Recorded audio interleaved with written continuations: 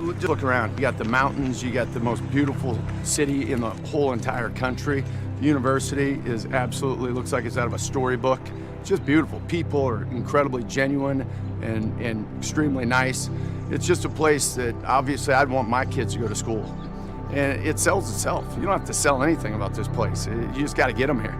You know, the old field of dreams. Yeah. Build it and they will come. It's already built. Just making sure that the little things are taken care of, like getting our cleats in the dirt and just playing. What we have to do is make sure that we got our cleats in the ground before the ball snapped. I think that's the key to the game, and make sure that just get our cleats in the ground, execute calls, the urgency of communicating and getting lined up. Yeah, you got to get your cleats in the ground and you got to go play. Oh my God, we should leave it at that. Okay. We should close with that. That is the mind blower of mind blowers. Good. I don't believe there are good people that pull for Georgia. I think they're all terrible, ugly, disgusting human beings. I think it's just that no, there are no good Georgia fans, Eric. There are none. Like I said, like we play with a chip on our shoulder at Tennessee. So you know, we get a lot of disrespect. So we want to make it clear that we're going to come out and dominate day in and day out.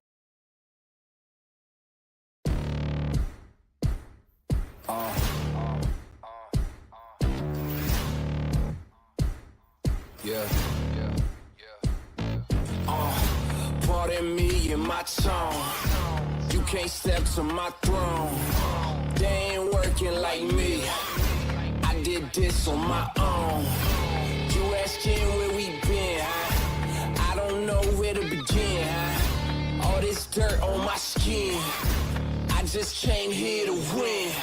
I'm more than a man, I'm a monster. Somebody call a pastor, doctor. I got a 6 sense for imposters. So now I'm coming for the whole roster. It's not a game, why you playing with me? You could double back, lose track, try and hang with me. It must be in my veins, something you can't tame, cause I break the chains. Can't control me. I got the power, I got the keys, cause I break the chains. They try to hold me, I'ma push back. Just wait and you'll see.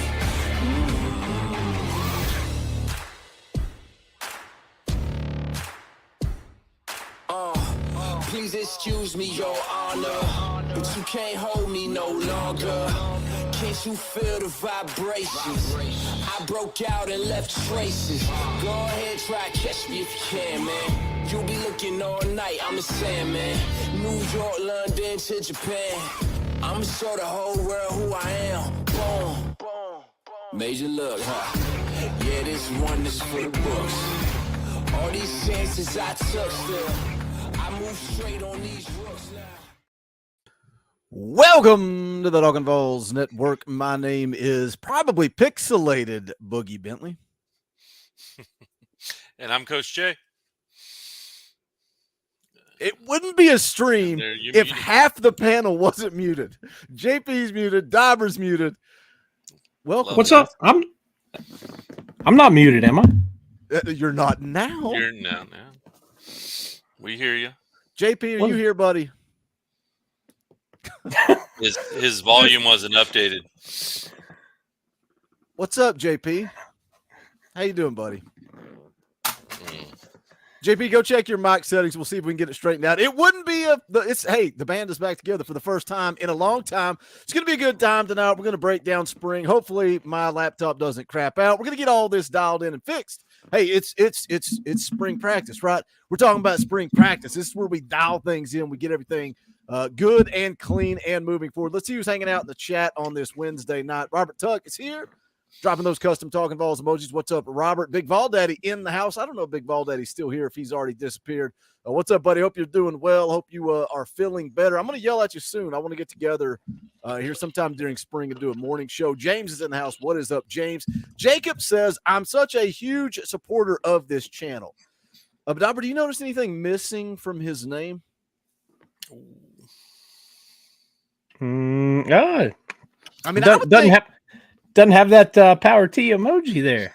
I would think a huge supporter of the channel would be a member of the channel. So I've gone ahead and pinned it. I've pinned it to the top of the chat tonight. We're on a membership drive. We got to get some new members in here. If you like what we do, hit that join button or hit that link pinned to the top. But Jacob says we got to get some big and tall merch. I'm sorry, man. That's all we got. Bonfire is it. That's where it's at.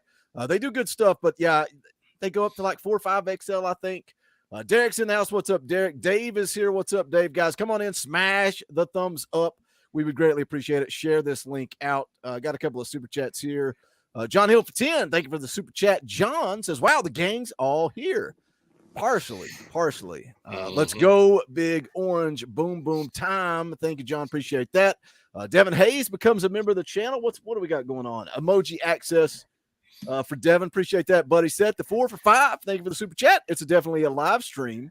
Boom, boom room entry fee. Yeah, come on in, guys. Get those entry fees rolling in. Wayne drops his $5 entry fee. Appreciate that, Wayne.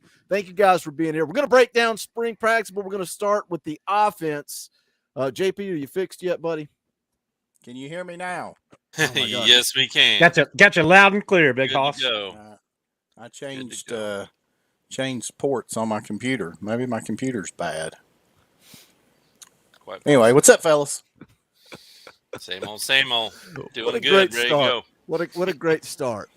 Well, hey, when you sent me that message, I was like ready to plop down on the couch and watch basketball. I totally forgot about it. I just got home, and I mean, it had totally. I hadn't thought the first thing about it today. So how did you forget about it? You just texted me yesterday. And you said, "Hey, we still down for tomorrow?" I said, "Yes, sir." Busy at work, buddy. Busy at work. What's that? I wouldn't know what that means. Hey, I know, right? I know, right? We got 12 days away, boys, till spring practice kicks off. And that JP just reminded me of this because of our conversation yesterday via text. Orange and White game announced April the 15th, 2:30 p.m. Eastern time kickoff. You guys have asked, where's the meet and greet? What are we going to do? What are we doing for a meet and greet? Well, we're going to hang out. We're going to tailgate for the Orange and White game. We're going to kick things off around 11 a.m.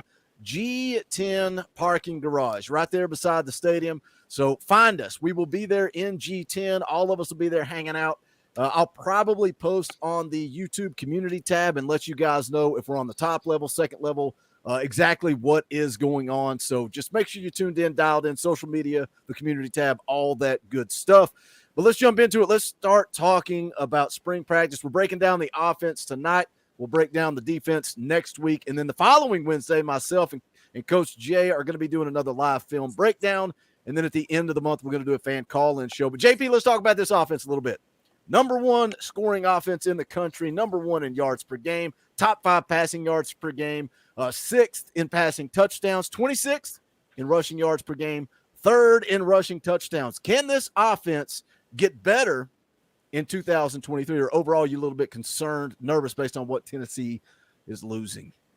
Yeah, I mean, I think anybody should be concerned considering what we're losing there, and it all starts, with the quarterback, and obviously, Milton showed up pretty good against Clemson and all that, but I don't think anybody's going to argue that that there was times in that game that offense was certainly struggling there with that. So all of that comes back to Milton, but obviously that there's other concerns that I have, right tackle. I mean, I don't think anybody can expect whoever, whether it's John Campbell or whoever that takes Darnell Wright's position. I don't think that we truly appreciated the way that Darnell Wright played, especially last year, and the way that he shut down, many of the best pass rushers in the entire country with that. So, and I tell you, another player that is going to be missed, that somebody is going to have to step up, and that's Princeton Fant. You hear about this offense all the time about how much that Heupel wants that tight end involved, and of course, I think it's huge that Jacob Warren is coming back, but then you got McAllen Castle. He's got potential, but obviously he's never played, at the level that he's going to be playing at this fall with that. So, we've got to, I don't have stats there in front of me, Boogie, maybe you do, but I mean, what was Princeton Fant's stat line last year. I mean, just think of the struggles that this offense had in 2021 in the red zone. That was the biggest struggles that that they thought that they could improve upon, and certainly that we done that in 2022. But how many of those touchdowns were from Princeton Fant? So definitely we got to have somebody that's going to be able to step in that role also. Yeah, he had 3 touchdown receptions, 5 rushing touchdowns. And if you want to talk about quarterback, his rating was 984.4. Yeah. So, I mean, he was the most efficient quarterback on the roster as well. Yeah. He's just so he had eight total touchdowns. Yes. No. Yeah. Did he throw one? Yeah, he threw one too. He so threw 9 one. total touchdowns. Yeah, He threw one. Yeah, was that to Hyde or I can't remember what game it may have been. It was one of them blowout games because there's a lot of people questioning that play call. He could have caught, ran, and thrown a touchdown in that game. Didn't he drop a touchdown reception? I think he dropped one in the end zone in that game. I think he did. Yeah, may have. But yeah, I mean, I think that Princeton Fant and that position is certainly key. So that's going to be a huge position that's going to be there. Certainly, like I said, Milton going to replace Hendon Hooker, and then that right tackle position with that. So those are my biggest concerns. I mean, honestly, if I had to say that I was concerned about the wide receiver group, I mean, they're going to have to prove to me that this offense and these coaches cannot find a way to get these wide receivers open. So honestly, I'm not super concerned there with the productivity that we're losing there. I'm certainly more concerned with who's going to be throwing the ball and catching tight end and who's going to be blocking those rushers on the outside for sure. I agree with everything you said there, but I want to take it back one step further. I know Milton replacing Hooker, that's huge. And I think as Milton goes, this team's going to go, particularly on the offense. I think this is the easy week to do. Next week is going to be a little bit harder on the defensive side of the ball, but replacing Golish at offensive coordinator. You said the Orange Bowl, this offense looked different. And I think you can attribute part of that to the game being called a little bit different. And I think it's going to have a few different wrinkles. It's going to look a little different. I think it's going to be designed more for Joe Milton. And I think Heupel's going to have a whole lot more to do with the actual game calling, as Halsell is I definitely agree with that. Getting his, sea legs in the OC position. But I do think that is going to affect this offense. Now, keep in mind, it is a Josh Heupel system. And I'll go back to what I said when Josh Heupel was hired. This offense is going to get theirs. If they've got somebody that can get the ball in space to the playmakers, they're going to score points. You've seen that the last 2 years. You're going into year 3. Will they be the eye-popping video game stats that we've had? I don't know. You do have tons of talent. The running backs, man, excited for the running backs. And I do agree with you, JP. The wide receivers, I think you've got potential with Brew McCoy, Keaton, Squirrel White. Yeah. I'm excited for Squirrel White. Who's going to step up besides those guys? Chaz Nimrod. You got Thornton, the transfer. But there's a lot of unknowns and a lot of questions heading into the year. But again, I think it all hinges on Joe Milton. You're talking about a guy who has lost a starting gig, not once, but twice. But man, he's been in the system 2 years. He has so much talent and potential. Be a perfect redemption story. We'll get it, Coach Jay. We got it. Jay right there saying the offense will be better than last year. I hope so, because I'm telling you right now, if the offense is better than last year, we'll be playing in the college football playoff. Yeah, absolutely. I mean, I think the possibility exists for them to be better. I'm not saying they they will or they won't, right? There's a lot of work to be done before then. And JP, I agree also with a lot of things you said. Tight end is would be my number one position to watch. I liked Princeton fan a lot, of course, as everyone else did who wears orange, and not only the pass catching and the fullback play, but the blocking too. A lot of people don't realize that in this offense, you spread out a lot, but then you get tight a lot. When you get tight, you've got to be able to block. You've got to be physical.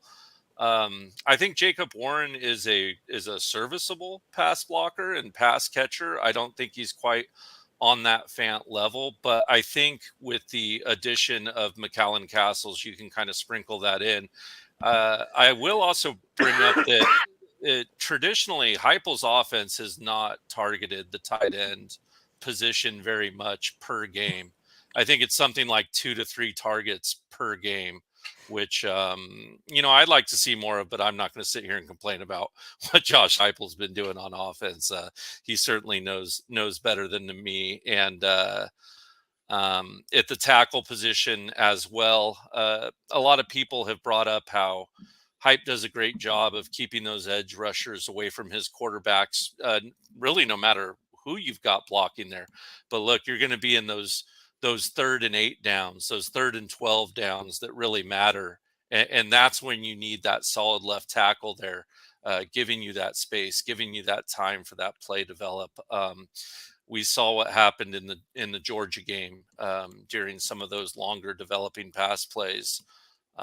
They were just able to get to us at all angles, and it definitely affected us. But I think it does exist for us to get better. I think we're very explosive at the wide receiver position. I think we just continue to get more talented at that position. And I think we have more than enough talent at the offensive line position to be good, but we're just going to have to put it all together. It's going to be really interesting to see what happens during this spring camp.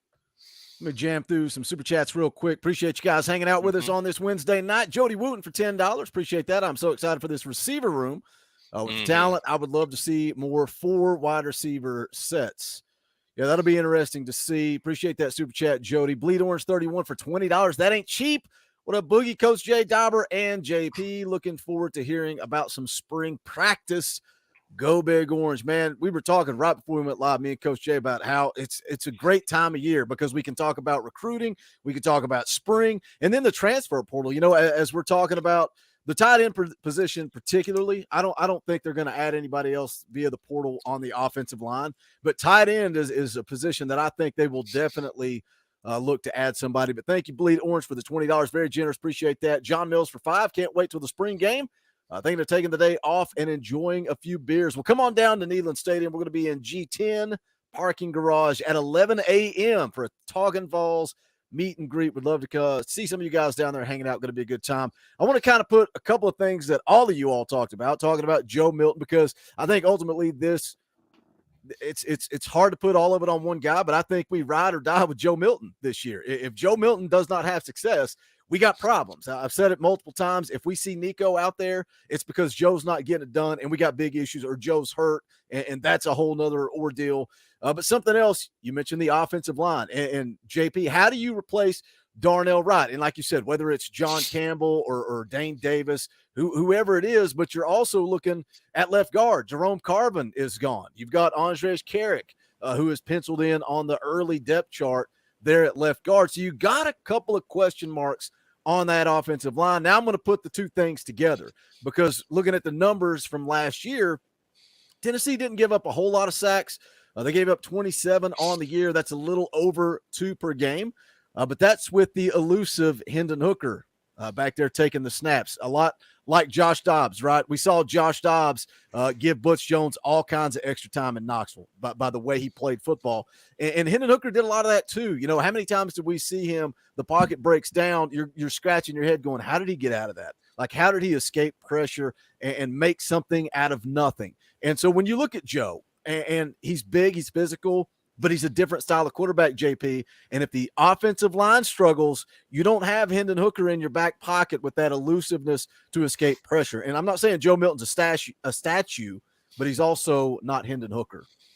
No, he's definitely not. And that'll be the interesting thing there to see, if this offensive line does start having some pass protection issues, is what can Heupel do to try to change it? Be able to get the ball out quicker.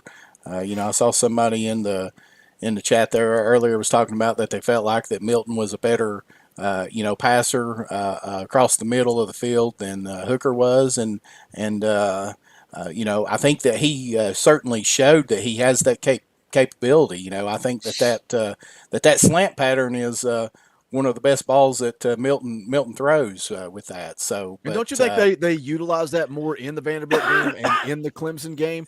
They seem to use the middle of the field, particularly Clemson game. Clemson game, yeah, for sure with that. So, but yeah, I mean, that's the thing. We've got to find a way to keep Milton upright. I mean, that's with any quarterback. It's with any offense. I mean, you watch any offense, and if they've got a lot of pressure and their quarterback's running around, chances are that it's not going to be a really good offense. So, Milton certainly doesn't have the elusiveness that Hooker had there for sure. So that's something to certainly watch. That's one thing I think. When we talk about spring practice, obviously getting John Campbell in, and that's another thing with Campbell is certainly he has experience playing the ACC at Miami and everything, but he's going to have to get used to this tempo and this offense. So that's another thing, obviously, that is going to take a period of time, I would imagine, for him to get comfortable with there. But what does Tennessee have as far as the freshmen and sophomores that are in line to maybe take that next step? I know that there's a lot of folks that's talked about Addison Nichols and feel like that that he could possibly be someone that could potentially maybe fill that guard spot this year from Carvin. And I apologize, but you guys will have to help me with the other. I know that there's a Reddick. Mayshawn Reddick, I think, is his name or something like that. I think he's another offensive lineman that they've had some, that they've talked about and so forth. But with that, that's the good thing about spring, is that you can give those younger guys reps and see who's going to step up there and be able to fill those spots. And another key thing I think that Tennessee really was lucky with last year was the health of the offensive line. I know that the left tackle position was kind of a bullpen by committee type, that they kind of went back and forth between Crawford and Mincy there, because those two kind of were hurt, so they were kind of sharing that responsibility. But outside of that, I can't really remember a time that we were really down one of our other offensive linemen. Spraggins and Wright played, and Cooper played for sure. I think that there was a time maybe there that Carvin got hurt a little bit. The one thing that I think Milton will bring to help alleviate pressure that opposing defenses bring is the quarterback power run. That's not something that we had with Hooker. He did have the elusiveness and being able to move in the pocket, but like I said earlier, I think this offense is going to be schemed up for Joe Milton's skill sets. And I think that, being that big bruising, body that he has, they're going to try to get him running downhill some. And that keeps the defense honest. And, it's hard to rush and bring pressure when you've got to have somebody, if he breaks contain and gets to that second level running downhill, that's an easy 15, 20 yards right there, even though he's not super fast. But, you are talking about an offensive line that has, three positions pretty much locked up with guys that are returning. I know that right tackle's a a huge position and one to fill. But you'd have Mincy, Mays, and Spraggins who have all played, a healthy amount of downs. So I think that they're going to do just fine, and I think you will have some guys come in. And the one thing that you said I think is key is getting these younger guys or guys that have transferred in used to the tempo. You saw that in year one. There was a little bit of a struggle, and then between year one and year two is when this offense really just took off, and that's when the speed was wearing other teams out. So I think there's a lot, like I said, a lot of unknowns, but there's a lot of potential, man. Mm-hmm. Yeah, absolutely. I agree. I think Milton is a great downhill threat, and I think he's a little more sturdy than Hendon, as everyone is mentioning, that you're mentioning, Dauber. And I mean, but there's a balance there, right? You do have a freshman there, and hey, I'm right at the top of the heap with the Nico fan club, and all the coaching he's came from, and the talent level, and I'm confident if we got to go to him, but at the same time, it's not ideal. And who's behind him? If you do got to go to him, you run into that problem as well. We're awfully thin at that position, so I do think Hype and them would go for it, though. If it happened early in the year, I don't see him, just turning the gas and more and relinquishing the whole season if you were to lose Milton early. As far as going quick and the new offensive line guys, it's funny when we were talking about it, I was sitting over here watching John Campbell film on the side when we were talking about it, and he moves really well for a big man. But once again, you get into a really fast moving offense like the Vols offense. It's one thing to be a good moving big man, and it's another thing to be in shape and play a full game moving at that turbo speed. Those are two different things. Yeah. Absolutely. Plus the mental of it too, because I mean we've seen that the last couple of years. Tennessee has had some penalties because of what appears to be just the fast pace, and the offensive lineman. I couldn't imagine out there 315 pounds, constantly just playing and then whistle blowing and then you're right back at it. Just a continuous thing. So just that mental aspect of it to stay focused, whenever that they're going as fast as they are there with that. So yeah, I think that's a big challenge for Campbell or any of these guys. Even the guy from Texas that's coming in. How do you pronounce his name? Is it Krakic or Krakic? Andrej Carrick. One of the things I like, though, is Dauber talking about the three offensive linemen returning, one of those being Cooper Mays. That's your center. And that's the guy that's communicating. That is the anchor of this offensive line. But again, JP, you mentioned it, and I hate speaking injuries into existence. Where do you go if Cooper Mays goes down? And you mentioned Addison Nichols at guard. I know the VolQuest crews talked about Addison getting some work at center too. So you got to get somebody ready, because we saw that, in 21, and Cooper went down in that Florida game with the ankle, and that offense wasn't the same really. Yeah, and you could tell that it struggled.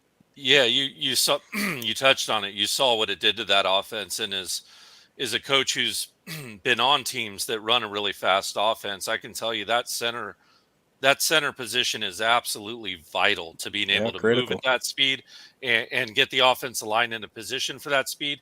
And if you could take someone like an Addison Nichols and have his starting first year at center be a redshirt sophomore starting first year at center, that's gonna pay a lot of dividends to Nico and some of this young talent, certainly.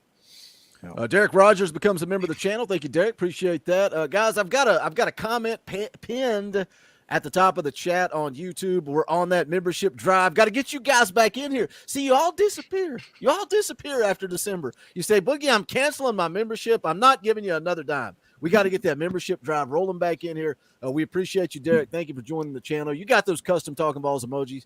Already see you playing with them there in the chat. We got about 110 people watching on this Wednesday. Not Glad to have you guys with us. Make sure you do smash the thumbs up. That's free. That's easy.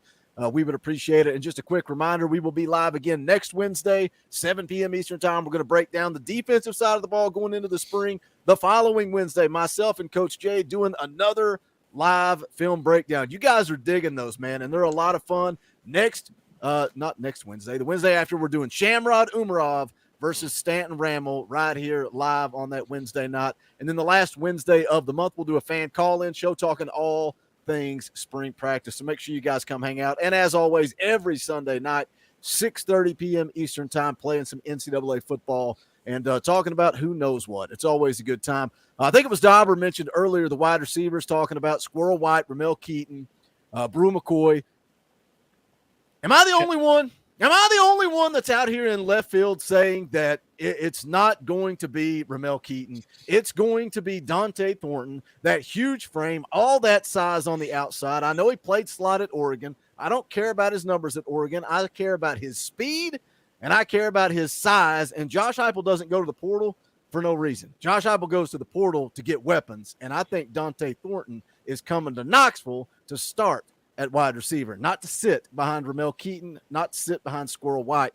I think he is going to turn heads. Maybe not this spring. Maybe some people will be sleeping on him, but this fall, definitely, I think Dante Thornton turns some heads. Yeah, I mean, he's been hurt, hasn't he? I don't know if he's been hurt or not. I thought I read something that he'd been hampered with some kind of maybe a hamstring or something. But yeah, I saw that he was coming into spring with a hamstring. Yeah, I saw that on VolQuest. I was going to say, just look at the track record that Heupel has bringing in, guys that have had some success at their previous stop, but then just blowing up in this system. You look at Velus Jones, you look at Brew McCoy, even Javante Payton. Javante Payton, yeah. I think you're right. I think there is potential, and it's. I think Keaton's going to get his own too. I think that there's going to be plenty to go around. Like I said, this offense will go as Milton goes, and if it's all clicking, man, we've hardly talked about the running back room. Small, right? Sampson, Cam Seldon. Is Cam Seldon going to get some touches in the backfield? Where's that kid going to play? Yeah, I think he's going to be like a Dylan Sampson as a freshman. I think you are going to see Cam Seldon on the field. Sorry, Coach Jay, go ahead. Yeah, no, I was just going to say, I think Boogie touched on it in another video. I think in the SEC nowadays, barring that you have some kind of big, super dominant bruiser, you're going to get a little nicked up at the running back position in the SEC. These are some big, fast boys out there, and whether it's coming out of a half early because you need a cortisone shot or because you need an extra week to sit out.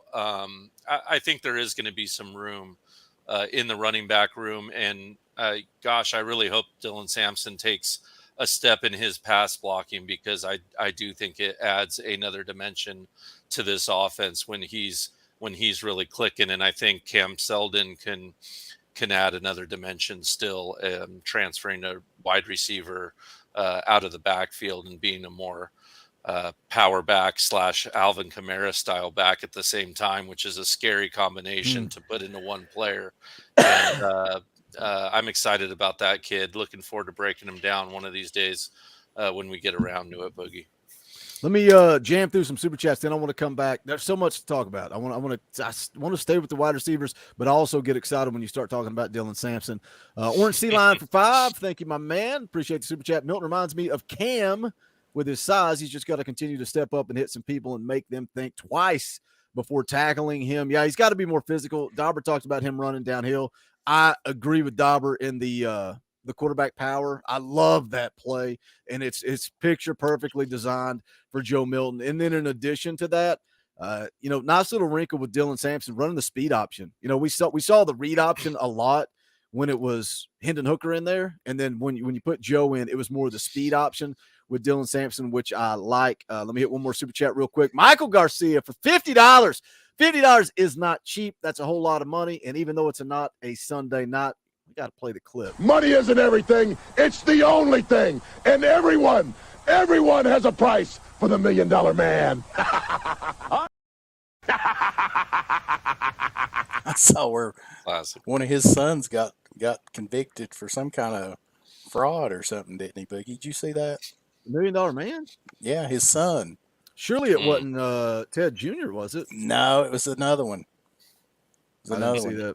I didn't see that. Michael Garcia for $50. Appreciate the super chat. Says Boogie sad to not see the video tonight. Play the video. We y'all are nuts, man. We played that video a lot on Sunday night, and I appreciate it. We played NCAA football till about 11 o'clock, which is always a good time. You guys very, very generous. Appreciate it, Michael. Thank you for the super chat, my man. Nugs said at the Ford Nugs Boogie never has a Tennessee. What are y'all talking about? Y'all talking about my wardrobe in the chat? Because you know what's funny?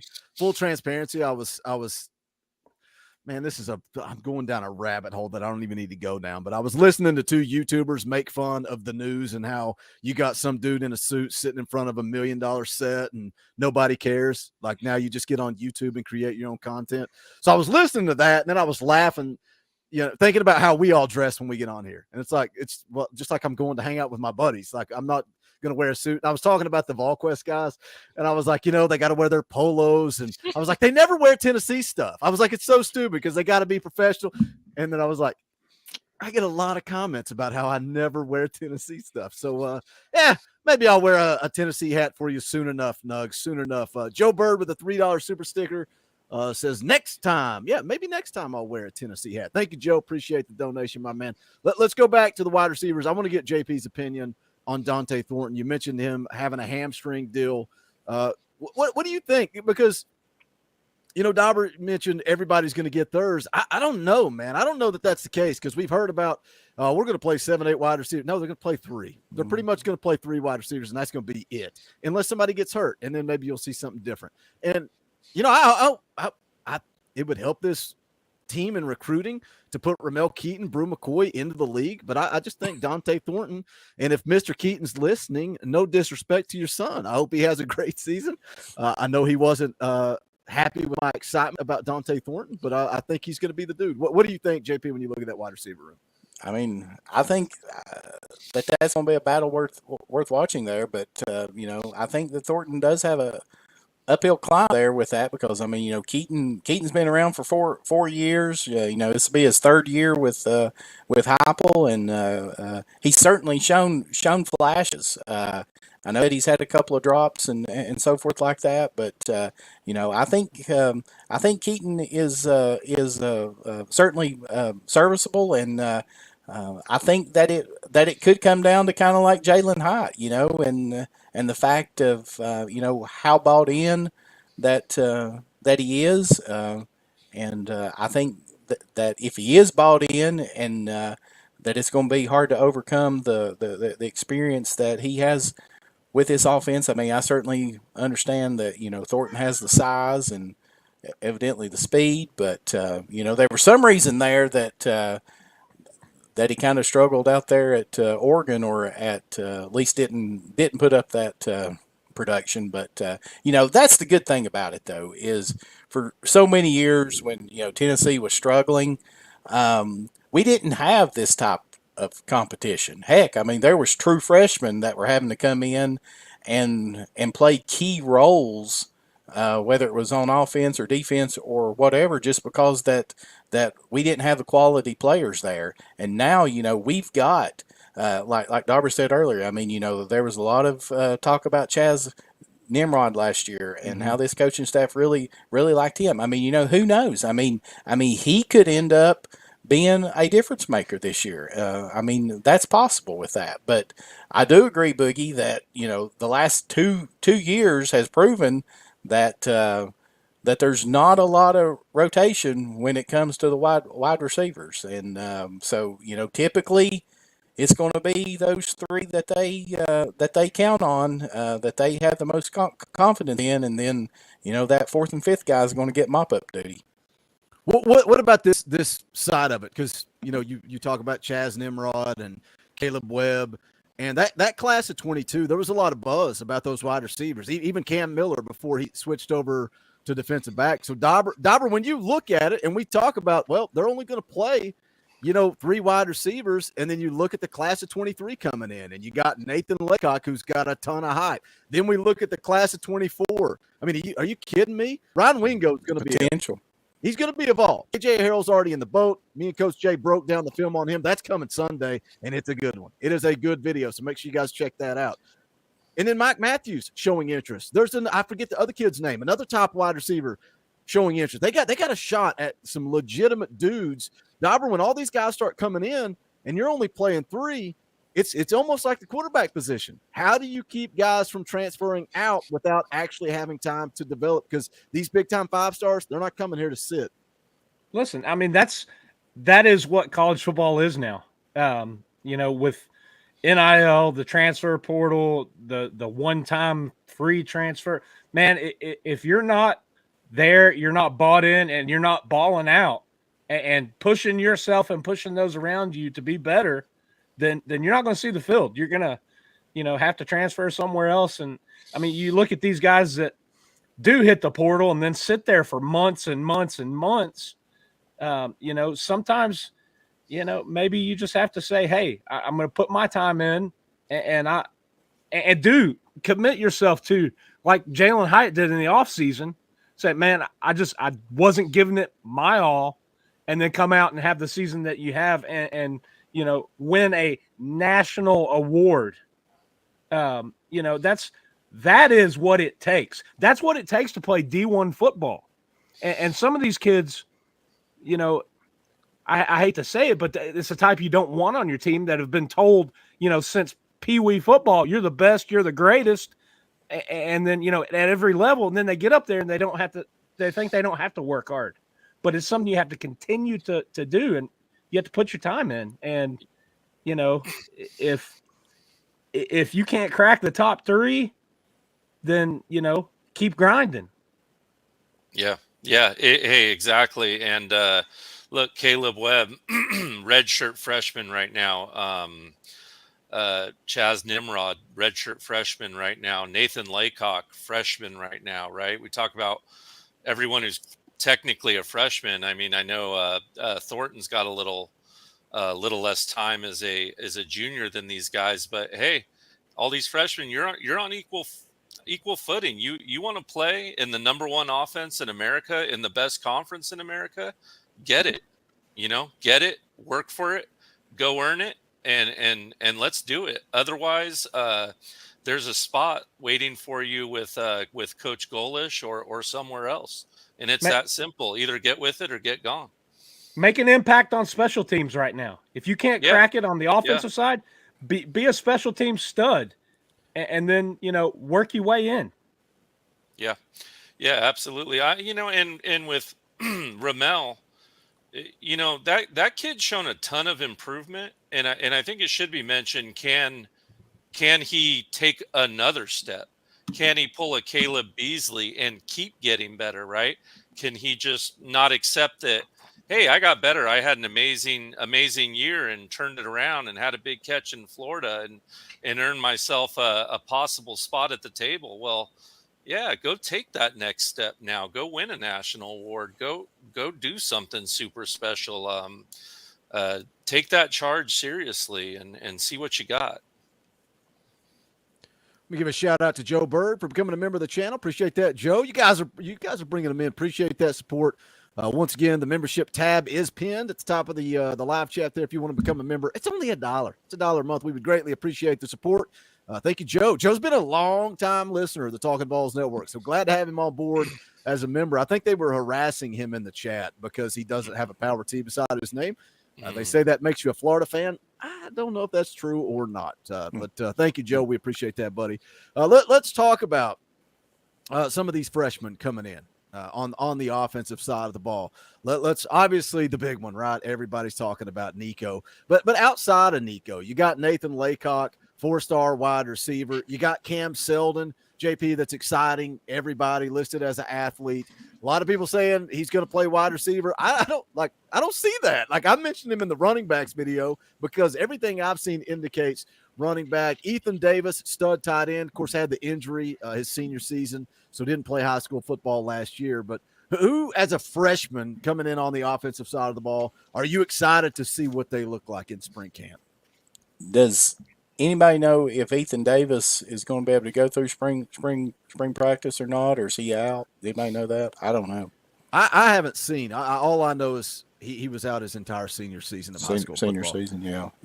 I mean, certainly Selden. I think that he's got that Debo Samuel type of a game to him and so forth like that. So somebody like that can just be just a huge weapon because you can move them all over the field. Whether that you are lining up in the backfield or splitting them out.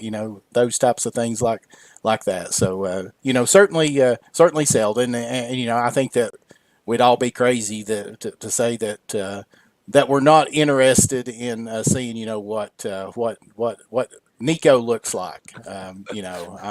I'm super excited about that. Obviously with that. So Nathan Laycock, but that's the thing. I mean, I think that these wide receivers, that's going to be the challenge, like we've been talking about, because they typically do have a very short rotation there. That that's gonna like Coach Dave was saying. I mean, it's going to cause that competition to really ramp up, and the best ones are going to play, and the other ones are going to sit. So with that, so those are the ones that I'm looking forward to as far as those freshmen go. I don't want to see any of the freshmen play.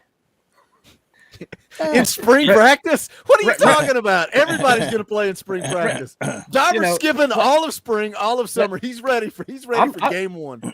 Hey, listen, I've got the schedule in front of me. I'm waiting until we get into talking a little bit about that.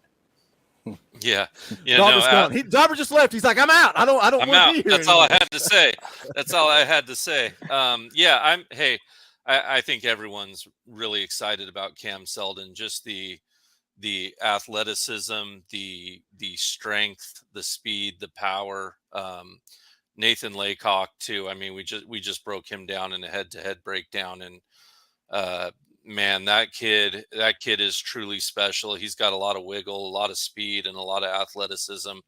And hey, listen, Nico's going to be fun, guys. As someone who's seen him up close, he's super smart, super good. He can sling the rock, and don't be surprised if he has the better spring game along with those young freshman wide receivers and make a little noise there. And how long until everybody starts saying, put Nico in? How long? It's going to happen. You know it's going to happen. The backup quarterback, sexiest position on the team. Yeah, I think we're okay. As long as Milton's not over there, making these terrible, huge overthrows that are really costing you. I mean, the first two games of 2021. The first time it happens. And not only that, like that, did he miss some other big throws last year when he looked good? Yeah, but they weren't those super important throws. Like at the beginning of that 21 season, like in the Pitt game, I mean, that those two wide open deep balls he overthrew, those were touchdowns. You score right there, that game's 35-0, and we're going home and having a different conversation. So you can't have those critical, wide open, anyone can hit them overthrows like that. And I think Joe has moved past it. I really do. I think Heupel's, a wizard with the quarterback. I think Halsey knows what he's doing back there, and I think his time with Hendon has paid dividends, and I think we're going to be just fine. I think Joe is going to do an awesome job. And hey, look, I was a big criticizer of Joe Milton. I wasn't necessarily a Harrison guy, but definitely a critic of Joe, and he's earned my respect. Like Boogie said the other day, how could you not root for the kid? Just what a great attitude, what a great teammate, and he has truly changed my opinion on him and won me over, and I'm rooting for him 100%. I talked about earlier the type of kid you want on the team. Man, that epitomizes it. everybody would have tucked tail and ran and gone somewhere else, dropped down a division so he could play. He stuck it out. And like you said, the best teammate, Hooker goes up to lead the band, and you see Joe Milton down behind him soaking it in, and He's just doing more than that. He's doing more than soaking it in. Yeah, I mean, it was really awesome to see, and you can't help but root for him. And like I said, even you go back to 2021, he and still has all the potential and the talent, and it's just harnessing that and reining it in. If he can get his accuracy on the mid to deep ball, he throws a good intermediate and short. He's got sideline to sideline, and out to the those quick stuff to the outside. He has a rocket for an arm, and ifs and buts. Yeah. Candy and nuts. If Milton can put it together this year and have I'm not saying even a Heisman top season, but if he can put it together, I mean, he ought to be extremely excited with what he's seeing with this upcoming NFL draft this year, because if teams are willing to say that Anthony Richardson is a top 10 pick, I mean, come off of it. I mean, the guy is an athletic freak, but he hasn't proved anything on the football field. So, I mean, at least Milton has shown the ability to be able to lead an offense on a consistent basis.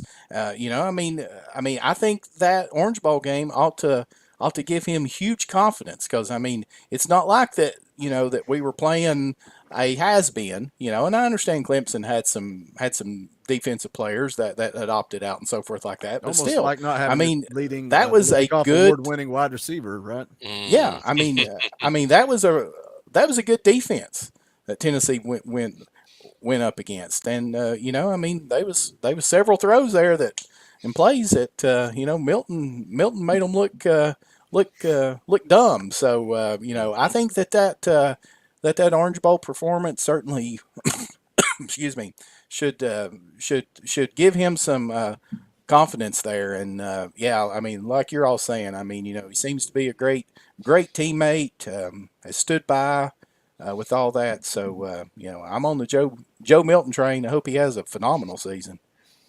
Well, and the other thing the Orange Bowl showed you was you didn't have to score 45 points to win. Defense played all right. Yeah, like you said, freshman quarterback for Clemson, but okay team from the ACC. It wasn't an SEC school, but Joe Milton was serviceable. He managed the game, made the plays he had to, and I think that does give you some momentum tracking into this 2023 season. Yeah, and I mean, I think that although that there's going to be some fans that's going to be saying that Nico needs to start and so forth like that. I mean, I think that Milton knows that if he performs at the level that he is capable of performing and the experience that he has his third year in this offense, I think that he knows that he is the quarterback and that he's not going to have to be looking over his shoulder. Now, yes, I mean, he's going to have to perform. He's not going to have those bad overthrows in those critical moments, and he's going to have to prove that he can lead this offense on a consistent basis. But he has the ability to do that. He's just got to put it together and build upon the last season when he was in, and then certainly leading Tennessee to the Orange Bowl victory. You got COVID, buddy. I've been sick for a month. I have tested. You and Dobber both got down there. I've tested negative 3 different times, but I don't know what I got. Y'all sharing cigarettes down there on the bottom. I'm telling you right now, if I smoked, I'd be dead because it is wearing me out. So I thought it was funny that the Vol Club Confidential, the interview that Austin Price did with Joe Milton, he basically said he never lost a starting job. He was like, I got hurt, and then Hendon took over. Like he acted like he was always the starting quarterback. So when JB says there that it's his job, I think Joe fully believes it is his job. Ryan Miller for 5, thank you for the super chat. I would like to see the tight end position used a lot in the passing game this coming season. I seem to be the only one excited about Castles. Well, everybody thinks that I hate Castles. So, look, when he committed, I didn't know anything about the kid. I did my homework, did my research, and then the next thing you know, people are acting like he's the next big NFL prospect. You guys are just regurgitating what you're reading online. I don't think anybody in the chat's really watched Castles play a whole lot of football. Maybe I'm wrong. Maybe you guys have. Maybe you guys see something that I don't see. But I think it goes back to Coach Jay, what you said earlier. I think they're bringing in guys to block more than anything at the tight end position. I'm glad Jacob Warren's coming back. I think Jacob Warren can be, I think you used the word serviceable. I think that's a great word for Jacob Warren. He's not going to be Princeton Fant. He's not going to be all SEC. It's concerning, but if they can get out there and block, this offense is going to be just fine. Yeah, but I mean, my argument to that, Boogie, is who's going to take those 8 touchdowns that Fant had last year? I mean, well, hopefully another Thornton. guy that everybody yells at me about, and that is Khalifa Keith. Hopefully he's going to be a goal line back. I mean, he's the big physical kid, but I don't think you're going to see a freshman out there. I don't know. That's a good question, JP. Yeah. That's a good question. Yeah, I think Castles, he is really fast for what it's worth, right? He's got a lot of speed and he's got sure hands. He's a good blocker. I've seen him maybe a little more just because I've probably watched a little more of that level ball out here in California. He is from north, so he's only been down here a handful of times, and I've only seen him up close once. But he's very fast. Those tight end seam routes that Tennessee will leak out from time to time off the option or off the motion. We overthrew quite a couple of them. I believe we overthrew one against Alabama, if I'm not mistaken, late in the first half that would have put us up even more than we were. And that play kind of comes to mind is a play Castles would have made. He's just got a little bit more of that breakaway speed that Jacob Warren and Princeton Fant didn't have. So I do think he adds a certain dimension, but you certainly lose a little bit with Fant's abilities as well as senior leadership. I think the question with what JP's asking, how do you replace, that productivity is more about running back, Dauber, than it is tight ends. The majority of those touchdowns, what was it? Let me go back and look here. 5 and 5. 5 of those touchdowns came from running the football. Exactly, so I think that's probably a better question, is not really tied in as much as it is who's short back. yardage and goal line. Yeah. And again, I go back, Joe Milton, run that power play, man. That power play, even on the goal line, is a great play call because there's so much you can do out of it. You can do the speed option. You can just run a straight quarterback power. You can roll him out to the right and drag everybody across. There's just so many options with Milton running that play that I like.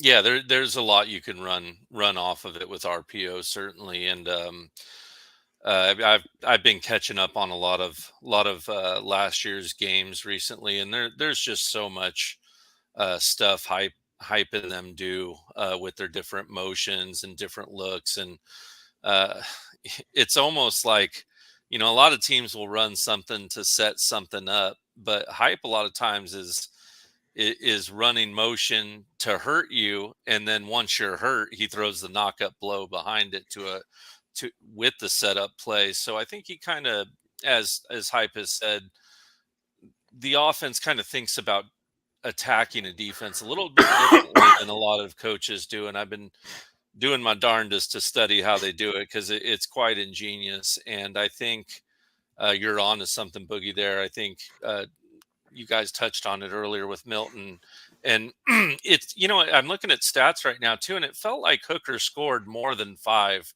rushing touchdowns last year. And if this stat's right, and that's 5 touchdowns only, rushing touchdowns for Hendon Hooker, I certainly think Joe Milton can top that number inside the goal line. I think he should be dangerous in that area.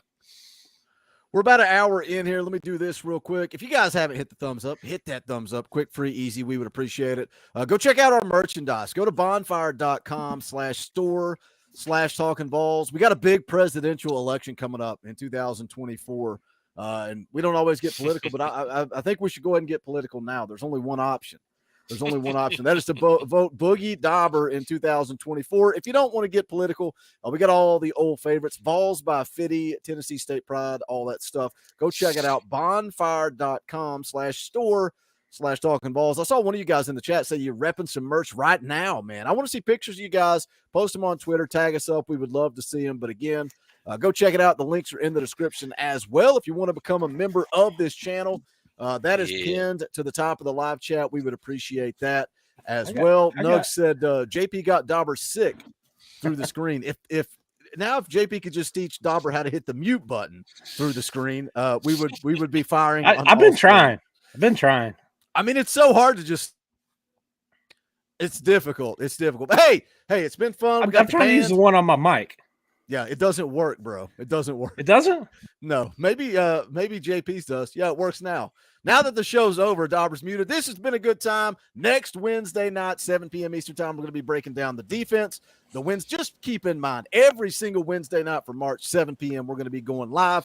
And then every Sunday, 6:30 p.m. Eastern time, playing some NCAA football. Come hang out. That is always a blast. I'm going to try to come up with some type of morning show once spring gets going. We're going to take you all the way up to the orange and white game. Don't forget to tailgate 11 a.m. outside of Neyland Stadium, G10 parking garage. It'll be a good time.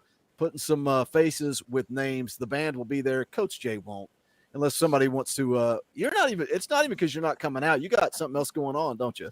Yeah, I'm going to Mexico with Mrs. J, and it's been planned. No, it's been planned for a little while, and I was definitely disappointed. I was hoping that orange and white game would be the following weekend, but it is what it is. I'm definitely going to try to make it out to a game this year, hoping South Carolina, but maybe something different. So I'll definitely have to let you guys know if I make it out there. If anyone's around when I am, I'll definitely let you know. Most of us will be there. Gabe will not. Gabe was maybe when you're in Mexico, you can search for Gabe, because I'm pretty sure he was kidnapped by drug cartels in Mexico and never been seen since. Yeah, I was going to ask you if he was like doing peyote out in the Atacama Desert or something like that. There's all kinds of rumors. I don't know where he is. I don't know, man. I don't know. He left me on red, bro. Left me on red. That's going to do it for this one. It's been a good time getting everybody together. We will see you guys. I'll be dropping videos all week long. We'll see you Sunday night, 6:30 p.m. Eastern time. For Coach Jay, for Vols JP, for Dauber, my name is Boogie Bentley. This is the Talkin VAWLS Network. Go Big Orange.